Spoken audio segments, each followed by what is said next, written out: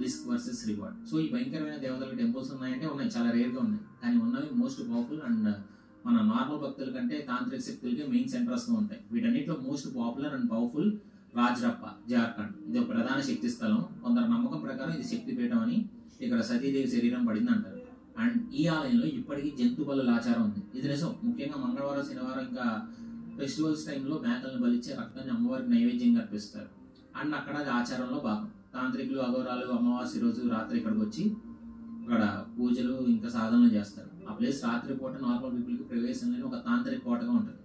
రెండోది తాంత్రిక విద్యలన్నిటికీ కేంద్రమైన కామాఖ్య, అస్సాం. ఈ కామాఖ్య టెంపుల్కి వెళ్ళాలి, నేను చాలాసార్లు వింటున్నాను ఈ మధ్యకాలంలో. ఈ కామాఖ్య దగ్గర దశమహావిద్యలకు 10 వేరు చిన్న చిన్న టెంపుల్స్ కూడా ఉంటాయి. అందులో చిన్నమస్త ఆలయం ఒకటి. సో కామాఖ్యని తాంత్రిక యూనివర్సిటీ అని కూడా పిలవచ్చు. మూడోది చింతపూర్ణి, హిమాచల్ ప్రదేశ్. ఇక్కడ చిన్నమస్తా యొక్క సాత్విక రూపం, అంటే కొంచెం సాఫ్ట్గా ప్లెజెంట్గా ఉంటారని. ఎక్కడానే ఉగ్ర రూపంలో కాకుండా భక్తుల కోరికలు తీర్చే ప్లెజెంట్ రూపంలో ఉంటారు. ఇది ఉగ్ర